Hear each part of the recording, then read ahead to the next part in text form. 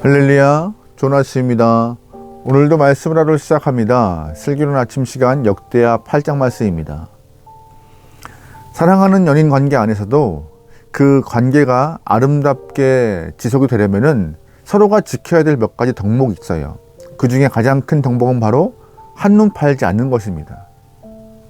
서로가 온전한 마음으로 상대방을 사랑해야 되는데 마음을 나누어서 다른 누군가를 사랑한다?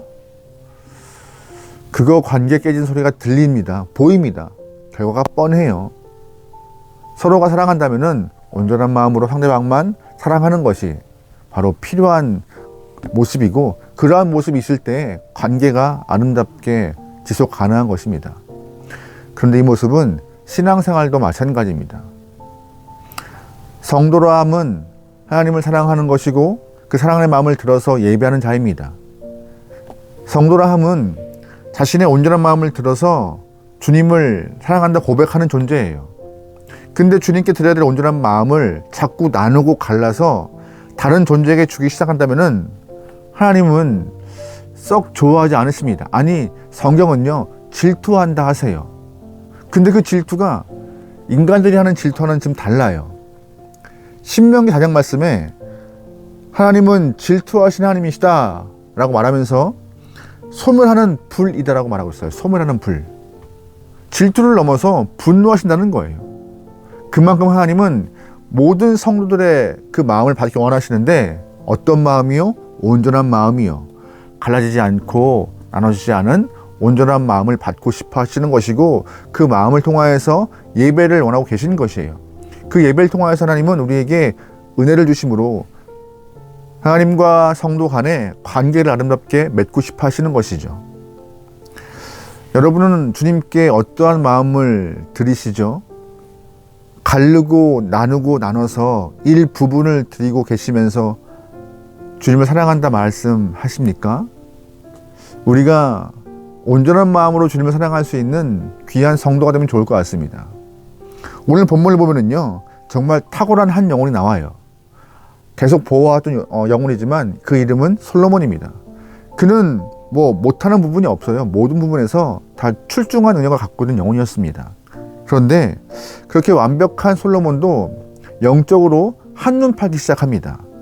11절 말씀이에요.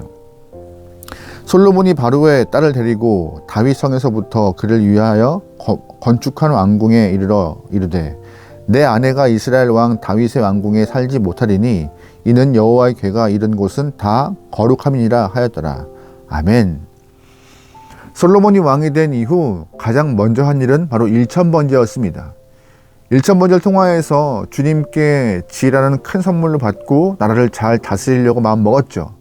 그리고 그 다음에 행한 일은 바로 애굽과 혼인 관계를 화치를 맺는 거였어요.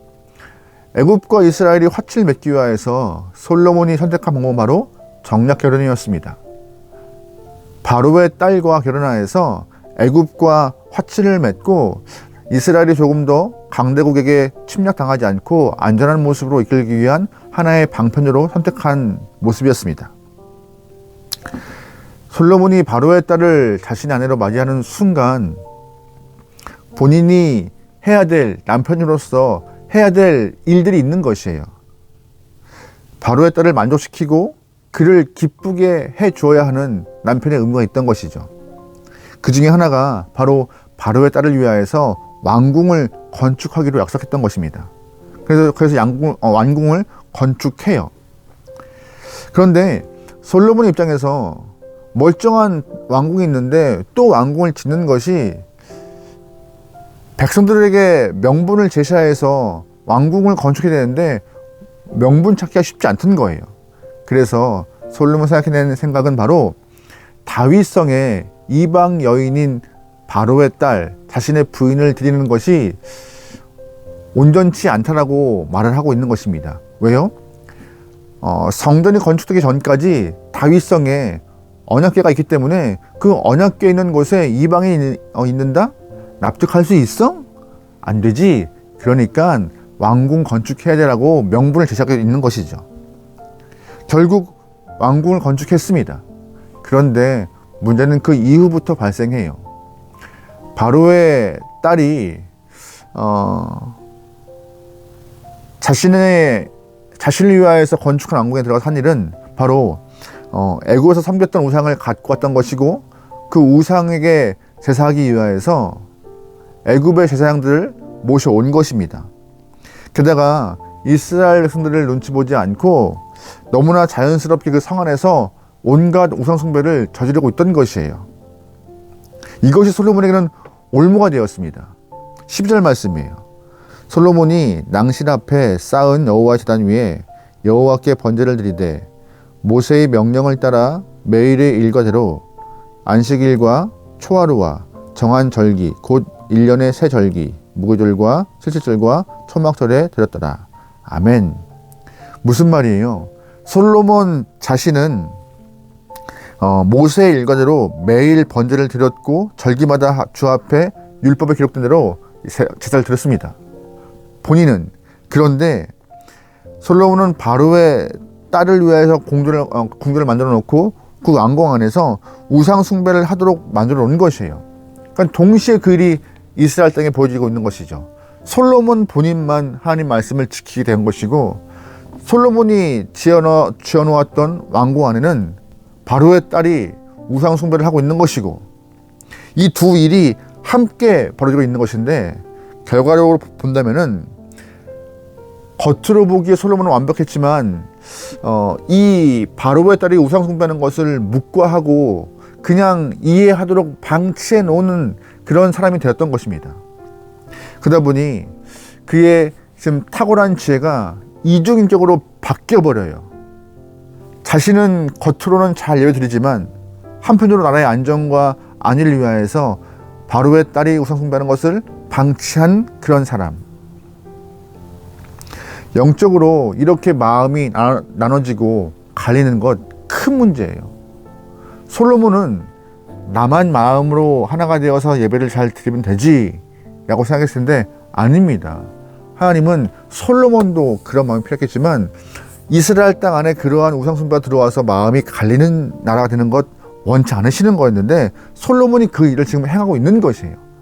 나만 잘하면 된다는 그런 얄팍한 마음을 갖고 있던 것이 솔로몬의 큰 한계였습니다. 하나님이 명하신 그 성전의 위치가 어딘지 아시죠? 바로 모리아 산입니다. 하나님이 아브라함에게 이삭을 번제물로 바치라 했던 그곳이에요. 하나님이 아브라함 100세 때 이삭을 허락하셨죠. 아브라함은 그 늦게 얻은 아들을 너무나 사랑했기 때문에 금이야 오기야 귀하게 키웠습니다. 근데 너무나 금이야 오기야 키웠던 것 같아요. 주님을 향한 온전한 마음으로 하나님을 섬겨야 했던 아브라함인데, 그 하나님을 향한 마음이 점점점 줄어들고 누굴 향한 마음이 커져요? 이삭이요. 그래서 하나님은 아브라함에게 너의 나눠지고 갈라진 마음을 한번 시험해 보겠다 라고 하신 것 같아요. 그래서 모리아산으로 가서 이삭을 번제물로 바치라 했던 것입니다. 하나님은 갈라진 마음을 원치 않으시고 하나된 마음, 온전한 마음으로 주님 앞에 예배하고자 하는 그 마음을 확인했던 곳, 바로 모리아산에다가 성전을 지었던 것입니다. 근데 그런 성전을 지었던 솔로몬이 마음이 갈리기 시작한 거예요. 나는 말씀을 잘 지키지만 다른 사람들은 어떻게 하든 이렇게 방관하고 방치해버리는 그런 모습. 왕으로서 모든 나라의 사람들을 잘 이끌어 한 마음으로 주님을 예배하도록 해야 되는 것이 이 이스라엘 임금의 목적인데, 그걸 잃어버리고 본인이 해야 될 일을 잊어버리고 나만 잘하면 된다는 그런 마음을 갖게 된 것이죠. 모르겠습니다. 본인 마음은 잘 지켜나가실지 모르겠지만 이것이 화근이 되어서 점점점 솔로몬의 마음이, 주님을 향한 마음이 얇아지고 옅어지고 갈라지기 시작하죠. 이 바로의 딸을 애굽의 공주를 향한 왕궁을 짓고 거기에 우상 숭배를 허락하는 순간부터 솔로몬의 마음은 이전 같지 않았음을 우리는 잘 알고 있습니다. 솔로몬은 하나님이 원하시는 예배를 드리지 않게 된 거예요. 본인만 모세의 율법대로 드렸던 그 모습. 하지만 나라 안에는 갈라짐과 나눠지는 모습이 발생했던 그 모습. 표면적으로 솔로몬은 완벽한 예배자의 모습을 보였겠지만 그러나 하나님 보시기에 솔로몬의 모습은 악하다라고 말씀하셨습니다. 왜요? 본인이 나눴으니까는요. 본인이 방치했으니까는요. 본인이 주에 대한 사랑을 갈라놓았으니까는요. 우리는 어떠한 마음으로 주님을 향하여 서 있는지 한번 확인해 보면 좋을 것 같아요. 나는 온전한 마음으로 주님을 사랑하고 있는가? 아니면 내 마음 중 50%만 주 앞에 드리고 있지 않은가? 아니면 주일날만 주님을 향한 마음을 탁 장착하고 월화수목금 토까지는 다른 삶으로 주님을 잃어버린 채 살고 있지 않은가? 어떠한 모습이든 주님은 원치 않으시는 모습입니다. 하나님은 우리의 온전한 마음을 원하시고 계시고 그 온전한 마음으로 매일마다 주님을 사랑하며 주님을 쫓고 따르며 예배하는 영혼들을 원하고 계세요. 이 영상을 보시는 모든 분들이 주님을 향하여서 온전한 마음으로 예배할 수 있는 귀한 예배 되길 소망합니다. 그래서 주 앞에 칭찬받길 소망해요.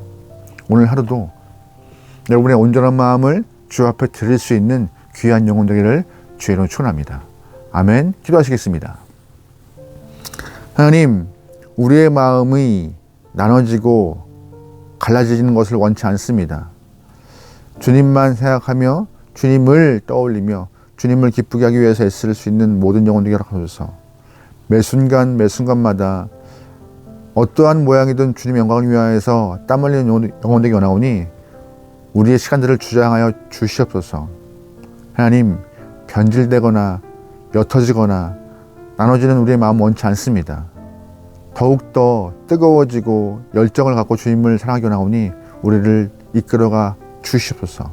모든 걸 맡겨오며 예수님의 이름으로 기도합니다. 아멘.